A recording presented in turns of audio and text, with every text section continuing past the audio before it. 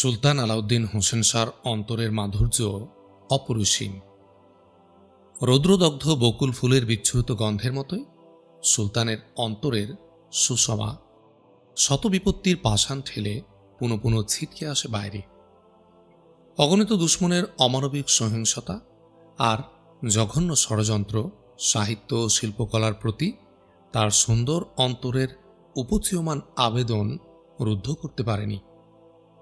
ভেতরের ও বাইরের নির্লজ্জ আরতির নিরন্তর প্রতিবন্ধকতার মাঝেও সুদৃশ্য ইমারত, সুপ্রশস্ত পথ প্রণালী, জনহিতকর প্রতিষ্ঠান এবং মনোরম স্মৃতিস্তম্ভ নির্মাণ করে রাজধানী একডালা সহ গৌড় পাণ্ডুয়ার মতো দেশের বিশিষ্ট স্থানগুলো সুশোভিত করার কাজ তিনি অব্যাহত রেখেছেন গুণীজনের সমাদর, কাব্য সাহিত্যের চর্চা ও দেশব্যাপী মানুষের সুকুমার মনোবৃত্তির উন্মেষ ঘটানোর প্রয়াস। দুশ্মনদের দুশ্মনীর তৎপরতা বছর কয়েকের জন্যেও তাকে অব্যাহতি দিলে দুনিয়ার যে কোনো স্থানের যে কোনো কালের সুন্দরতম নগরীর সমকক্ষ করে তিনি বাঙ্গালা মুলুককে সাজিয়ে তুলতে পারতেন। কিন্তু হীনমন্য দুশ্মনেরা সে অবকাশ তাকে দেয়নি। মসনদে উঠে সুস্থির হয়ে বসতে না বসতেই কামরূপ, কামতা, অহোম, জাজুদনগর এবং উৎকল সহ বাঙ্গালা মুলুকের চারপাশের অগণিত জাত শত্রু অক্টোপাসের মতো আষ্টে পৃষ্ঠে তাকে জাপটে ধরেছে। দিল্লির শক্তির সাথেও তাকে পাঞ্জা লড়তে হয়েছে সে আউয়াল ওয়াক্তেই। আজও সেই বৈরিতার বিরাম নেই। একান্ত অনিচ্ছা সত্ত্বেও স্রেফ আত্মরক্ষার তাগিদে আজও তিনি হাতের ওসি কষে তুলতে পারছেন না। চারদিক থেকে অবিরাম আসতে আছে দুশ্মনী তৎপরতার দুঃসংবাদ। নবদ্বীপের ষড়যন্ত্র শেষ হতে না হতে আবার তাকে তখনই উৎকলের সমাধানকৃত সমস্যা নিয়ে নতুনভাবে ব্যস্ত হয়ে পড়তে হল। শমশের আলী কর্তৃক প্রেরিত গোয়েন্দাদের কয়েকজন ইতোমধ্যে উৎকল থেকে যে তথ্য নিয়ে এলো তা হল উৎকলরাজ প্রতাপরুদ্ধ বন্ধুত্বের আবরণ খুলে ফেলে দিয়ে পুনরায় অস্ত্র ধারণ করেছেন। ইতোপূর্বে তিনি যে বন্ধুত্ব উপযাচক হয়ে প্রার্থনা করে নিয়েছিলেন তা ছিল কেবলই তার বিরাম নেয়ার ছল, নিঃশ্বাস ফেলার অশিলা মাত্র। তার উপর আরোপিত শর্তগুলো তামামি লঙ্ঘন করে তিনি আবার রণপ্রস্তুতি নিয়েছেন এবং ইতোমধ্যে বাঙ্গালা মুলুকের দক্ষিণ পশ্চিম সীমান্ত দুর্গ গড় মন্দারণের দিকে এক সুসজ্জিত বাহিনী প্রেরণ করেছেন। নবদ্বীপের সমস্যার সমাধান করার পর কিঞ্চিত ফাঁক পেয়ে সুলতান আলাউদ্দিন হোসেন শাহ পান্ডুয়ার মশহুর দরবেশ শায়খ নূর কুতুবী আলমের পুণ্য স্মৃতির প্রতি শ্রদ্ধা নিবেদন করার উদ্দেশ্যে একডালা থেকে পায়ে হেঁটে পান্ডুয়া যাবার উদ্যোগ গ্রহণ করেছিলেন। যাত্রা করার প্রাক্কালে সুলতানের অন্যতম উজির হামিদ খান সাহেব এসে সুলতানের কাছে উৎকলের এই সংবাদ পেশ করলেন। সংবাদ শুনে সুলতান আলাউদ্দিন হোসেন শাহ মস্ত বড় হোঁচট খেলেন। কিছুক্ষণ নীরব থেকে তিনি হামিদ খানকে প্রশ্ন করলেন, এই সংবাদই গোয়েন্দারা এনেছে? জবাবে হামিদ খান বললেন, জি জনাব, একাধিক গোয়েন্দা এই একই খবর নিয়ে উৎকল থেকে এসেছে।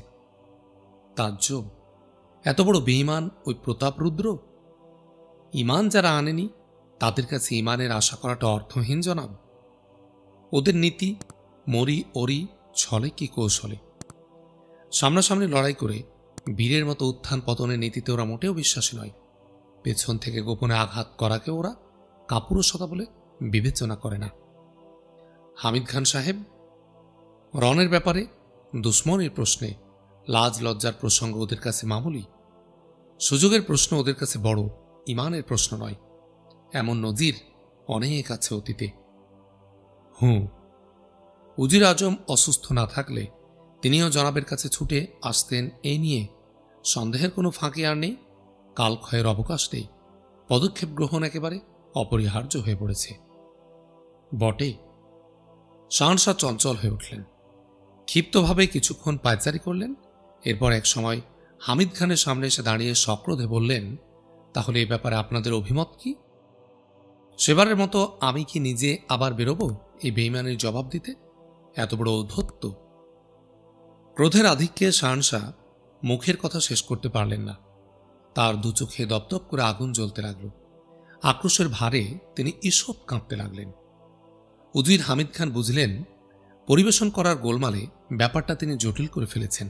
তাই সংশোধন করার নিমিত্তে তিনি সঙ্গে সঙ্গে বললেন, জি না জাহাপনা, প্রতাপরুদ্রের আচরণ সম্পর্কে যা খবর পাওয়া গেছে তাই আমি জনাবের কাছে পেশ করছি, আর পদক্ষেপ কিছু আশুভাবে গ্রহণ করার প্রয়োজন সেই কথা বলছি।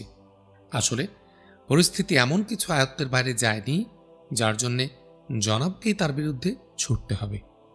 অর্থাৎ গোয়েন্দারা এ নিয়ে মন্দারণ দুর্গের মুহাফিজ সাহেবের সাথে আলোচনা করে এসেছেন।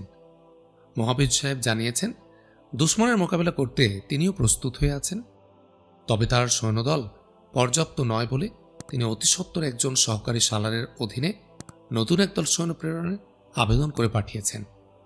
তাই এক্ষণে যা জরুরি তা হল অবিলম্বে সেখানে একদল সৈন্য প্রেরণ করা, এর অধিক কিছু নয়। শাহনশাহ থমকে গেলেন। সংশয়ের ঘোর কাটিয়ে উঠতে না পেরে ফের তিনি প্রশ্ন করলেন, মন্দারণের মুহাফিজ সাহেব একাই কি এতটা সামাল দিতে পারবেন? জি জনাব, তা অবশ্যই পারবেন। মুহাফিজ সাহেব জানিয়েছেন রাজধানী থেকে নয় একটা সৈন্যদল পেলে দুশমনের মোকাবিলায় একাই তিনি যথেষ্ট। এ নিয়ে অধিক বিচলিত হওয়ার মতো আপাতত কিছু নেই। তাই বলুন, শাহনশাহ আশ্বস্ত হলেন। পরবর্তীতে সেনাপতিরাও হামিদ খান সাহেবের অভিমতকে সমর্থন করলেন এবং তারই এ ব্যাপারে প্রয়োজনীয় ব্যবস্থা গ্রহণের দায়িত্ব সাগ্রহের গ্রহণ করে প্রার্থিত সৈন্যবাহিনী মন্দারণে প্রেরণ করলেন। সেনাপতিদের আগ্রহের প্রেক্ষিতে উৎকলের ভাবনা আপাতত তাদের উপরই ছেড়ে দিয়ে নিজেকে হালকা করলেন সুলতান। এরপর পূর্ব ইরাদা অনুযায়ী অতি সত্বর একদিন তিনি হজরত নূর কুতুবী আলমের স্মৃতির প্রতি শ্রদ্ধা নিবেদনের উদ্দেশ্যে পান্ডুয়ায় যাত্রা করলেন। কিছুদিন পরে মন্দারণ থেকে বার্তা এলো উৎকলরাজ প্রতাপরুদ্রের বাহিনী মন্দারণের মুহাফিজের হাতে বিধ্বস্ত হয়েছে। উৎকলের সৈন্যদের মুসলিম সৈন্যরা তাড়া করে উৎকলের গভীরে পৌঁছে দিয়ে এসেছে। মুহাফিজ সাহেব কর্তৃক প্রেরিত বার্তায় সে সাথে কথাও বলা হয়েছে যে যদিও উৎকল রাজ্যের এই অভিযান সম্পূর্ণরূপে ব্যর্থ করে দেয়া হয়েছে, তবুও এই লড়াই শেষ লড়াই নয়। উৎকল রাজ্যের মতিগতি আগাগোড়াই সন্দেহজনক। সুযোগ মতো যে কোনো সময় যে কোনো দিকে আবার তিনি অবশ্যই আঘাত হানতে পারেন। উৎকল মুলুক পুরোটাই জয় করে নিয়ে বাঙ্গালা মুলুকের অন্তর্ভুক্ত করা হলে তবেই উৎকলের এ খাসিলতের পরিসমাপ্তি ঘটবে, নচেত নয়। জাহাপনার সেই ইরাদা না থাকলে উৎকলের হামলা নিয়ে জাহাপনার উদ্গ্রীব হওয়ার কোনো কারণ নেই। রাজধানী থেকে প্রেরিত এই বাহিনীটা সার্বক্ষণিকভাবে তার পাশে থাকলে উৎকলের মোকাবেলা করতে আপাতত তিনিই সক্ষম। জাহাপনার সেই ইরাদা নেই। নিজ মুলুকের নিরাপত্তা বিধানের অতিরিক্ত পর মুলুক নিয়ে অসৎ অভিপ্রায় একদিনও তার দিলে ছিল না। কামরূপ কামতার মতো একেবারেই দুর্বিনীত প্রতিবেশী কেউ না হলে আর দিল্লির আগ্রাসনের বিরুদ্ধে সামরিক প্রতিরোধ সৃষ্টি করার মতো নিতান্তই কোনো প্রয়োজন দেখা না দিলে অধিকার করার আকাঙ্ক্ষায় পররাজ্য অধিকার করতে কখনো তিনি যাননি। মর্যাদাপূর্ণ সহাবস্থানের নীতিতে তিনি সম্পূর্ণ বিশ্বাসী। এ কারণেই প্রতাপরুদ্রের দুরাকাঙ্ক্ষার জবাবে তিনি নিজে গিয়ে উৎকলের অভ্যন্তরে পুরী তক নিরঙ্কুশ বিজয় অভিযান চালিয়েও সেবার উৎকলের রাজ্য দখল করার খাহেশ পোষণ করেননি। প্রতাপরুদ্রের তরফ থেকে বন্ধুসুলভ সহাবস্থানের সবিনয় আবেদনের প্রেক্ষিতে কিছু শর্ত আরোপ করেই তিনি উৎকল অভিযান উঠিয়ে নিয়ে সমুলুকে ফিরেছেন। হজরত নূর কুতুবী আলমের মাজার জিয়ারত করে ফিরে আসার কিছুদিনের মধ্যেই তিনি উৎকলের এই বার্তা পেলেন। এ সংবাদের প্রেক্ষিতে রাজধানী থেকে প্রেরিত সেই বাহিনীটাকে মন্দারণে মোতায়েন থাকার নির্দেশ দিয়ে উৎকলের ব্যাপারে শাহনশাহ আপাতত নিশ্চিন্ত হলেন। এরপর আবার কিছু ফাঁক পেলেন শাহনশাহ। আর কোনো বড় ধরনের ঝামেলা ঘাড়ে না থাকায় শাহনশাহর সুললিত মনোবৃত্তি চাঙ্গা হয়ে উঠল আবার। শাহজাদি আরজুমান বানু কাব্যচর্চা মজবুত করার পর থেকে তিনি স্থগিত কাব্যানুষ্ঠান পুনরায় উদযাপন করার চিন্তা ভাবনা করছিলেন। এক্ষণে ফুরসত পেয়ে সে বিষয়টি তিনি জোরদারভাবে বিবেচনায় নিলেন এবং সে কাব্যানুষ্ঠান অচিরেই পুনঃ উদযাপন করার সিদ্ধান্ত গ্রহণ করলেন। এ কারণে দিন দুয়েক পরেই তিনি অনুষ্ঠানের দিন ধার্য ও কর্মসূচি প্রণয়নের উদ্দেশ্যে আল আজাদ সহকারে অন্যান্য সভাকবিদের নিয়ে এক আলোচনায় বসলেন। সভাকবিদের মধ্যে এ বৈঠকে রূপ সাহেব, যশরাজ খান, বিজয় গুপ্ত, কবিরঞ্জন প্রমুখ অনেকেই হাজির ছিলেন। আল আজাদের প্রতি সভাকবিদের দিলে একটা অন্তর্নিহিত বিদ্বেষ বিগত কাব্যানুষ্ঠানের পর থেকেই ছিল। এ বৈঠকে বসে তাদের সেই বিদ্বেষ দাউ দাউ করে জ্বলে উঠল। বৈঠকের শুরু থেকে সভাকবিরা গভীর মর্মপীড়ার সাথে লক্ষ্য করতে লাগলেন যে কবি হিসাবে সুলতানের কাছে আল আজাদের গুরুত্ব তাদের চেয়ে অনেক গুণ বেড়ে গেছে। অনুষ্ঠানের প্রায় প্রতিটি বিষয়ে শাহনশাহ আল আজাদের সাথে অধিক আলাপ করছেন এবং আল আজাদের মতামতকে অগ্রাধিকার দিচ্ছেন। শায়ের হিসেবে মশহুর হওয়া সত্ত্বেও আল আজাদের পাশে তারা এখন সকলে প্রায় মামুলি হয়ে গেছেন। সুলতানের আগ্রহ ও সমাদর থেকে দূরে পড়েছেন অনেকখানি। বৈঠক চলাকালে সভাকবিরা এ নিয়ে অলক্ষ্যে একে অন্যের সাথে পুনঃ পুনঃ দৃষ্টি বিনিময় করতে লাগলেন এবং নিদারুণ মর্মদাহে দগ্ধ হতে লাগলেন। পুনরায় সুলতানের বিরাগভাজন হওয়ার ভয়ে তারা ব্যথার উপর হাসি টেনে অতি কষ্টে বৈঠকের কাজ শেষ করলেন। আগামী পূর্ণিমার দিন থেকে কাব্যানুষ্ঠান শুরু করার সিদ্ধান্ত গ্রহণ করত অনুষ্ঠানের কর্মসূচি প্রণয়ন করে নিষ্প্রাণ অবস্থায় তারা বৈঠক থেকে উঠে এলেন।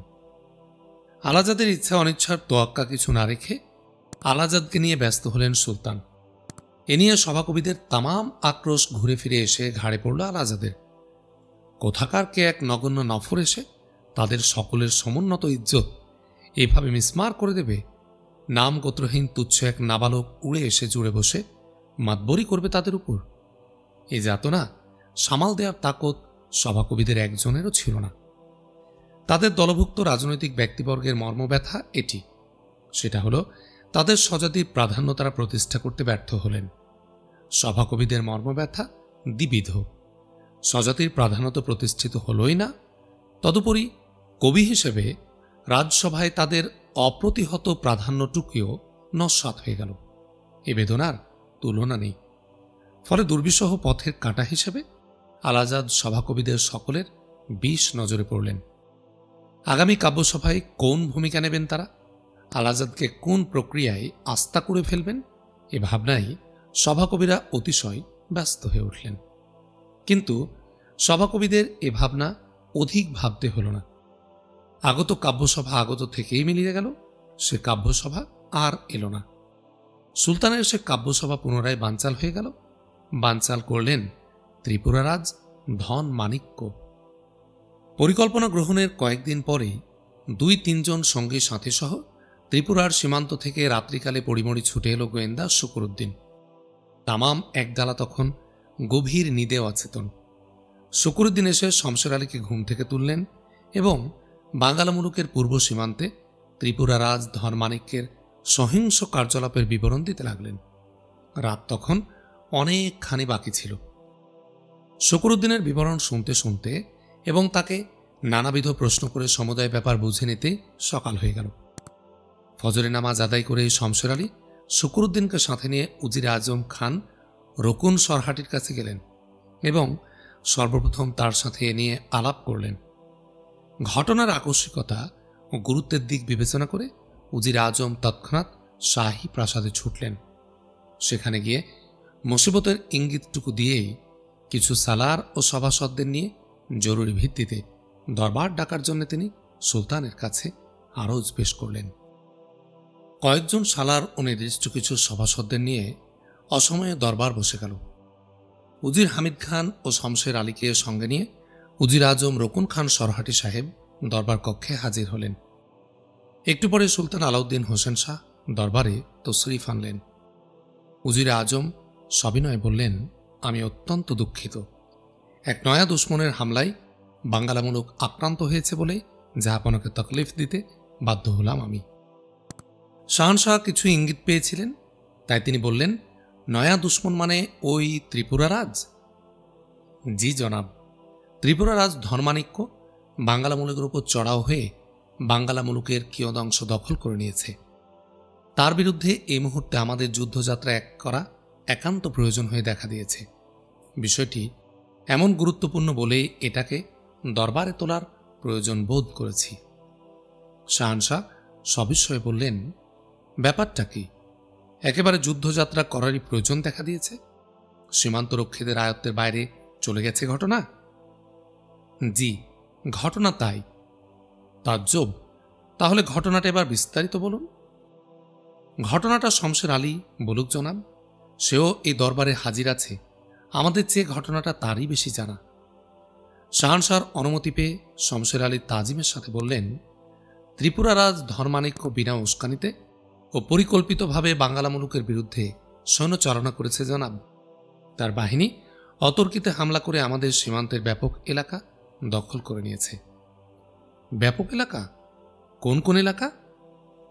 পূর্ব সীমান্তের গঙ্গামণ্ডল, পাটিকারা, কৈলাসহর, মেহেরকুল, বেজোরা, ভানুগাছি, বিষ্ণুজুড়ি, লাঙ্গোলা, এসব তামাম অঞ্চল দখল করেছে জনাব।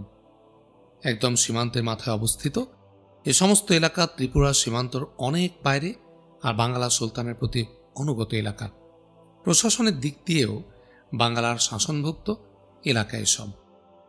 শাহনশাহর চোখের নজর স্থির হল। তিনি গম্ভীর কণ্ঠে বললেন, বটে, সীমান্তের এই এলাকাগুলো ধর্মানিক্য দখল করে নিয়েছে? স্রেফ সীমান্ত সংলগ্ন এলাকাগুলোই নয়, জাহাপনা সীমান্ত পার হয়ে ধর্মানিক্যের ফৌজ বাঙ্গালা মুলুকের অনেক গভীরে ঢুকেছে এবং খণ্ডল দেশ দখল করে নিয়েছে। চমকে উঠলেন সুলতান, বললেন, খণ্ডল তারা দখল করে নিয়েছে? খণ্ডল এখন ত্রিপুরা রাজ্যের জমিন। ত্রিপুরা রাজ সেখানে তার নিজস্ব প্রশাসক নিয়োগ করেছেন আর ত্রিপুরার রাজ্যাংশ হিসাবে তার শাসন সেখানে কায়েম করার কোশিশ করছেন। শাহনশাহ দুচোখ দপ করে জ্বলে উঠল। তার মুখমণ্ডল ইস্পাতবৎ কঠিন হয়ে গেল। ক্ষণকাল নীরব থেকে তিনি বিস্মিত কণ্ঠে বললেন, আমি ভেবে পাচ্ছি নে, ধনমাণিক্যের দিলে হঠাৎ এত সাহস কি করে পয়দা হল? শমশের আলী এর জবাবে বললেন, স্বাভাবিক কারণেই এ সাহস তার দিলে পয়দা হয়েছে জনাব।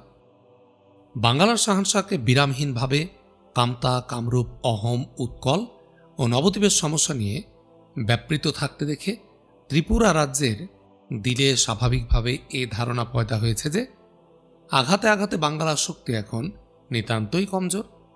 বাঙ্গালা মুলুককে ঘায়েল করার এই সময়টাই মোক্ষম সময়। মোক্ষম সময়? আমাদের মুয়াজ্জামাবাদ প্রদেশের প্রশাসক ওখানে তাহলে বসে বসে করছেনটা কি? ত্রিপুরার ফৌজ আমার মুলুকের এত গভীরে প্রবেশ করল, আর মুয়াজ্জামাবাদের প্রশাসক খালিস খান সাহেব কি সোনার গায়ের প্রাসাদে আরামে শুয়ে ঘুমাচ্ছেন? জাহাপনা, তিনি ওখানে থাকতে ত্রিপুরা রাজ এতটা অঞ্চল দখল করতে সক্ষম হল কি করে? সবই তার অলক্ষ্যে ঘটেছে জনাব। খালিস খান সাহেবের নজর এড়িয়ে ত্রিপুরা রাজ গোপনে সৈন্য প্রেরণ করেছেন আর অতর্কিতে এসব অঞ্চল দখল করে নিয়েছেন। অসম্ভব! এত ঘটনা ঘটে গেল, খণ্ডল তারা দখল করে নিয়ে সেখানে তাদের নিজস্ব প্রশাসক নিয়োগ করল, আর খালিস খান সাহেব কিছুই টের পেলেন না? সত্যি কথা বলো শমশের আলী, খালিস খান কি তাহলে বিশ্বাস হন্তা? জিনা মেহেরবান, তিনি সর্বতভাবে বিশ্বস্ত। এত দ্রুতগতিতে আর অতর্কিতে ঘটনা সব ঘটে গেছে যে প্রাথমিকভাবে কিছুই তিনি ঠাহর করতে পারেননি। আমাদের ওই পূব সীমানা বরাবরই শান্ত আর নির্ঝঞ্ঝাট সীমানা বোধে ওদিকে তার তীক্ষ্ণ নজর খুব একটা ছিল না, আর এতে করেই হঠাৎ এসব কিছু ঘটে গেছে। তীক্ষ্ণ নজর না থাকাটাও মস্ত বড় গাফলতি। তা থাক, এখন তাহলে কি ভূমিকা পালন করছেন তিনি? এখন তিনি প্রাণপণে ত্রিপুরার বিরুদ্ধে লড়ছেন জনাব। টের পেয়েই তিনি সর্বাগ্রে খণ্ডলে ছুটে এসে ত্রিপুরার ফৌজকে তাড়া করে খণ্ডলের বাইরে নিয়ে গেছেন। সে সাথে খণ্ডলের শীর্ষস্থানীয় এবং জনাবের একান্ত অনুগত নেতৃবর্গের স্বতঃস্ফূর্ত উদ্যোগের ফলে ত্রিপুরার রাজ কর্তৃক নিয়োজিত খণ্ডলের সে প্রশাসক ধৃত ও কয়েদ হয়েছে জনাব। কয়েদ হয়েছে? জি জনাব, তাকে কয়েদ করে আমাদের সেপাইদের হাতে সোপর্দ করা হয়েছে। শাহনশাহ এবার খুশি হয়ে বললেন, সাব্বাস, তাহলে কোথায় সে কয়েদি? গত পরশুর ঘটনা। জনাবের সম্পর্কে তাকে প্রেরণ করার কথা আমার লোকদের শুনে এসেছি। যদি গতকাল সকালেও তাকে প্রেরণ করে থাকে, আজ তাহলে অল্পক্ষণের মধ্যে কয়েদি এসে এক ডালায় পৌঁছাবে। বহুত খুব, আসুক, নরাধমকে আমি পৌঁছিয়ে মারব কয়েদখানায়।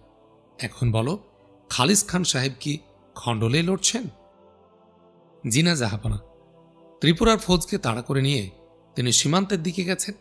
আমার গোয়েন্দাদের খবর তিনি এখন ত্রিপুরার বিরুদ্ধে ওই সীমান্তেই লড়ছেন। মারহাবা, তাকে মদত দেওয়ার জন্যে এখনই আমি আরও কিছু সৈন্য প্রেরণ করছি। শ্রীগালের দলটাকে আচ্ছা মতো তাড়া করে ত্রিপুরায় পাঠিয়ে দিক তারা। জি, ঘটনাটা একেবারে আকস্মিক সত্যি। ত্রিপুরা রাজ্যের এ আচরণ বিলকুল নতুন, কিন্তু তোমরা আমাকে যতটা ভাবিয়ে তুলেছিলে, এখন দেখছি ঘটনাটা তত মারাত্মক নয়। এটা সীমান্তের গোলমাল, আর তা অনেকটা নিয়ন্ত্রণে। আরও কিছু ফৌজ নিয়ে গিয়ে সীমান্তে দাঁড়ালে ত্রিপুরা রাজ খামোশ হয়ে যাবে। কিন্তু খামাখা মশা মারতে কামান দাগার মতো সবাইকে তোমরা ব্যস্ত করে তুলছ। সীমান্তের সব গোলমাল অনেকটা মামুলি আর আটপৌরে ব্যাপার। এ নিয়ে অধিক ব্যস্ত হওয়ার কিছুই নেই এখানে। শমশের আলী সুলতানের সাথে একমত হতে পারলেন না। তিনি আপত্তি তুলে বললেন, কিন্তু আমার ধারণা ব্যাপারটা ঠিক সে পর্যায়ে নয় জাহাপনা। সীমান্তের ঘটনা হলেও এই ঘটনা মামুলি কোনো ঘটনা নয়। ত্রিপুরা রাজ এত অল্পতেই ঘাবড়ে যাবেন এমনটি মনে করার যৌক্তিক কোনো কারণ নেই। স্বাভাবিকভাবেই সুলতানেতে নাখোশ হলেন। তিনি গম্ভীর কণ্ঠে বললেন, অর্থাৎ কিছু সংখ্যক সৈন্য প্রেরণই যথেষ্ট নয় জনাব। উপযুক্ত সৈন্য সামন্ত এবং রণসম্ভার সহকারে দক্ষ সেনাপতিদের মাধ্যমে এক্ষুনি আমাদের ত্রিপুরার বিরুদ্ধে শক্ত অভিযান চালানো প্রয়োজন। এটা অত্যন্ত জরুরি। জরুরি? জি হ্যাঁ জনাব। আমার বিশ্বাস ত্রিপুরা রাজ্যের এ উদ্যোগ ঠুনকো কোনো উদ্যোগ নয়। মজবুতভাবে যুদ্ধযাত্রা করাই আমাদের একমাত্র কাজ এখন। যথাসময়ে যথাযথ পদক্ষেপ নিতে ভুল করার অবকাশ আমাদের নেই। শাহনশাহ আলাউদ্দিন হোসেন সাহেবার যথার্থই রুষ্ট হলেন। শমশের আলী অত্যন্ত বিশ্বস্ত আর স্নেহভাজন বলেই তিনি ক্রোধ প্রকাশ না করে নিজেকে সংযত করে নিলেন এবং গম্ভীর কণ্ঠে বললেন, শমশের আলী, তুমি গোয়েন্দা। তোমার কাজ খবর সংগ্রহ করা আর তা পরিবেশন করা। তোমার কর্তব্য তুমি যথাযথ পালন করেছ, আর সেজন্য তোমাকে মোবারকবাদ জানাই। কিন্তু পদক্ষেপ গ্রহণের কাজটা তোমার নয়, ওটা আমার। খবর অনুযায়ী আমি বা আমরা যে পদক্ষেপ গ্রহণ করা সমীচীন বোধ করব, সে পদক্ষেপই গ্রহণ করা হবে। কাজেই আমি আশা করি এ নিয়ে তুমি আর কিছু বলবে না। শমশের আলী ক্ষুব্ধ হলেন। তিনি এরপর আর কোনো কথা বলার মৌকা নেই দেখে নীরব হয়ে গেলেন। উজির সাহেবেরা অনেকে সুলতানের এই মনোভাব সমর্থন করতে পারলেন না। সুলতান ভুল করছেন এমন ধারণা তাদের মনেও দেখা দিল। তাই কিছুটা ইতস্তত করে হামিদ খান সাহেব বললেন, এ বিষয়ে আমার কিছু বক্তব্য ছিল জনাব। সুলতান বললেন, বলুন। ব্যাপারটা সীমান্তে ঠিকই, কিন্তু খালিস খান সাহেব একা ওখানে লড়ছেন। কিছু সংখ্যক সৈন্য প্রেরণে যথেষ্ট তো নাও হতে পারে। সীমান্তের ঝুঁকিটা বড় হয়ে দেখা দিলে। হাত তুলে হামিদ খানকে থামিয়ে দিয়ে সুলতান বললেন, সীমান্ত রক্ষীকেই তার মোকাবেলা করতে হবে। খালিস খান সাহেব শুধু মোয়াজ্জামাবাদের প্রশাসকই নন, বাঙ্গালা মুলুকের পূব সীমান্তের সীমান্ত রক্ষীও বটে। সীমান্ত রক্ষীদের কাজই সীমান্তকে রক্ষা করা, সেই কাজেই সীমান্তে তাদের রাখা। হামিদ খান সাহেব ইতস্তত করতে লাগলেন। তাদেরকে সুলতান ফের বললেন, সীমান্তে কোনো গোলমাল দেখা দিলেই যদি সুলতানকে সেখানে সদল বলে অভিযান চালাতে হয়, তাহলে তাদের আর সেখানে রাখার গরজটা কি থাকে? সভাসদদের মধ্যে সনাতন সাহেব, রূপ সাহেব, কেশব চৌধুরী প্রমুখ তাদের দলের অনেকেই হাজির ছিলেন। এতদিনে সত্যি ধনমাণিক্য মাঠে নেমেছেন এ খবর তাদের কাছে অশুভ কোনো খবর ছিল না। সুতরাং এক ঢিলে দুই পাখি মারার মৌকা তারা সঙ্গে সঙ্গে লুফে নিলেন। ধনমাণিক্যের ইষ্ট চিন্তায় এবং সেই সাথে শাহনশাহকে খুশি করার মানসে তারা সোচ্চার কণ্ঠে সমর্থন দিয়ে বললেন, ঠিক ঠিক, দানেশমান আলমপনার এই বক্তব্যের মধ্যে এক চুল কোনো ফাঁক নেই। একেবারে যুক্তিযুক্ত কথা। যার যেটা কাজ তাকেই সেটা করতে হবে, এর মধ্যে আর দ্বিরুক্তির কি আছে? সমর্থন পেয়ে সুলতান আরও শক্ত হয়ে গেলেন। পরিস্থিতি প্রতিকূল দেখে হামিদ খান সাহেব আর কোনো কথা বললেন না। উপস্থিত সালারদেরও সমর্থন পাওয়ার ইচ্ছায় সুলতান তাদের প্রশ্ন করলেন, আপনারা কি বলেন? খালিস খানের সাহায্যার্থে কিছু সৈন্য প্রেরণে কি যথেষ্ট নয় অবস্থায়? সেনাপতিরা চিন্তায় পড়ে গেলেন। কি বলবেন তারা? উৎকল রাজের সাথে বাঙ্গালা মুলুকের সংঘর্ষ পুরাতন। উৎকল রাজের মন মানসিকতা ও তার শক্তি সামর্থ্যের খবর সেনাপতিরা সবিশেষ জানতেন, তাই তারা সহজেই উৎকলের ব্যাপারে মতামত দিতে পেরেছিলেন। কিন্তু ত্রিপুরার হামলা একেবারে নয়া হামলা। ত্রিপুরা রাজের উদ্দেশ্য ও বাহুবল সম্পর্কে তাদের যথাযথ ধারণা নেই, সুতরাং কিছু সংখ্যক সৈন্য পাঠানো যথেষ্ট কি যথেষ্ট নয়, এটা জোর দিয়ে বলার মতো অবলম্বন তারা পেলেন না। ওদিকে আবার সুলতানের মানসিকতাও তারা যথার্থই জানেন। ভালো হোক মন্দ হোক, সুলতান আলাউদ্দিন হোসেন শাহ একবার যা বুঝেন আর একবার যেদিকে ঝুঁকে পড়েন, সেখান থেকে তাকে সরানোও দুরূহ কাজ। ফলে শমশের আলীর অভিমতটা তাদের মনে কিছুটা ধরলেও সেটাকে শক্ত করে দাঁড় করানোর মতো অকাট্য যুক্তি তাদের ছিল না। তাই কিছুক্ষণ চিন্তা করার পর সালারদের মধ্য থেকে হৈতন খান সাহেব ইতস্তত করে বললেন, জাহাপনা, যা ভালো বিবেচনা করবেন, এর উপর আর কথা বলার মৌকা তো আমরা কিছু দেখি না। সবই যখন অন্ধকারের গর্ভে, তখন অনুমানের উপর কোনো বিকল্প অভিমত প্রকাশ করাও ঠিক নয়। ইতোমধ্যে দরবার কক্ষের দ্বারে হইচই শুরু হল। দরবার রক্ষক শেখ মোয়াজ্জেম ছুটে এসে জানালেন, খণ্ডলের সেই বন্দী প্রশাসককে দরবারের দ্বারে হাজির করা হয়েছে। শুনেই গোটা দরবার উদ্গ্রীব হয়ে উঠল। শাহান শাহ উৎসাহ ভরে বললেন, ভেজ দাও উস্কো। একটু পরে কয়েদিকে এনে সুলতানের সামনে দাঁড় করানো হলো। সুলতান তাকে গম্ভীর কণ্ঠে প্রশ্ন করলেন, তুমি খণ্ডলের প্রশাসক? কিছুমাত্র সৌজন্য প্রকাশ না করে বন্দী প্রশাসক দম্ভ ভরে বলল, তুমি নয়, আপনি বলুন। আমি রাজাধিরাজ ধনমাণিক্যের কর্মচারী, আপনার নই। সঙ্গত কারণে সুলতান এতে গোস্বা হলেন। তবু তিনি নিজেকে সংযত করে বললেন, তুমি ধনমাণিক্যের কর্মচারী ভালো কথা, কিন্তু ধনমাণিক্যের কর্মচারী হয়ে তুমি আমার এলাকার প্রশাসক হলে কোন সাহসে? কয়েদি ফের ওই একই রকম দম্ভ ভরে বলল, আপনার নয়, ওটা মহারাজের এলাকা। মহারাজের ইচ্ছা হয়েছে, তাই আমি সেখানকার প্রশাসক হয়ে এসেছি। মহারাজের ইচ্ছার উপর কথা আছে।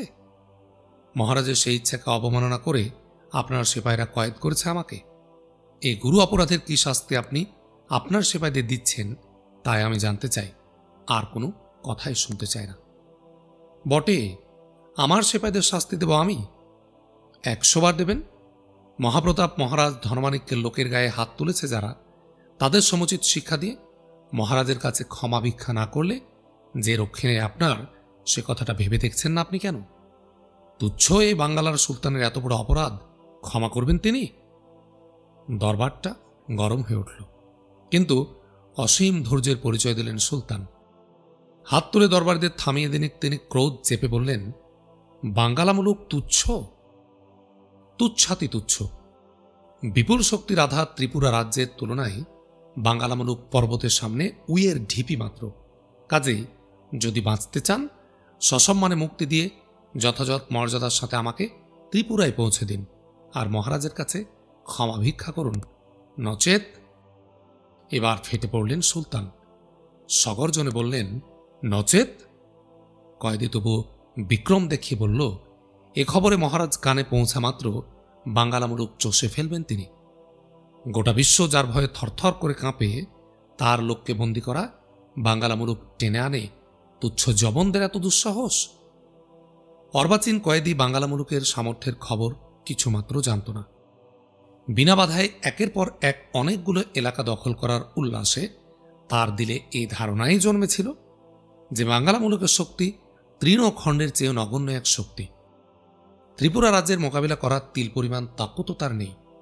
তাই সে ভেবেছিল, দুর্বলতা প্রকাশ না করে দম্ভ ভরে ভয় দেখালেই বাঙ্গালা সুলতান ঘাবড়ে গিয়ে তাকে সসম্মানে ত্রিপুরায় পৌঁছে দেবে। বেচারি অপগণ্ড। সংযত ও বিনীত আচরণ করলে ধনমাণিক্যের আজ্ঞাধীন দাস বোধে সুলতান হয়তো লঘুদণ্ডই দিতেন তাকে, কিন্তু সে অবকাশ সে আর রাখল না। দরবারীরা উষ্ণ হয়ে উঠলেও কিছুটা কৌতুক বোধ করে সুলতান এতক্ষণ ধৈর্য ধারণ করেছিলেন। অর্বাচীনের এ শেষোক্তির প্রেক্ষিতে তামাম বাঁধ ভেঙে গেল। দরবারটা গোটাটাই হৈ হৈ করে উঠল। ক্রোধোন্মত্ত শাহানশাহ প্রহরীদের উদ্দেশ্যে মহা আক্রোশে বললেন, যাও, এই নরধমকে নিয়ে এক্ষুনি পাগলা হাতির পায়ের তলে ফেলে দাও। এক্ষুনি। শাহনশাহ দরবার কক্ষ ত্যাগ করলেন। অল্পক্ষণের মধ্যে হাতির পায়ের নিষ্পেষণে নির্বোধ ও দাম্ভিক ওই প্রশাসনের প্রাণ পাখি খাঁচা ছেড়ে মহাশূন্যে মিলিয়ে গেল। অতঃপর শাহনশাহর নির্দেশে সেনাপতি হৈতন খান সেই দিনই কিছু সংখ্যক সৈন্যের একটি ছোটখাটো দল খালিস খানের সাহায্যার্থে সীমান্তে পাঠিয়ে দিলেন। দরবার থেকে ফিরে এসে শমশের আলী দেখলেন আলাজাদ কবিতা লেখা নিয়ে বিভোর হয়ে বসে আছেন।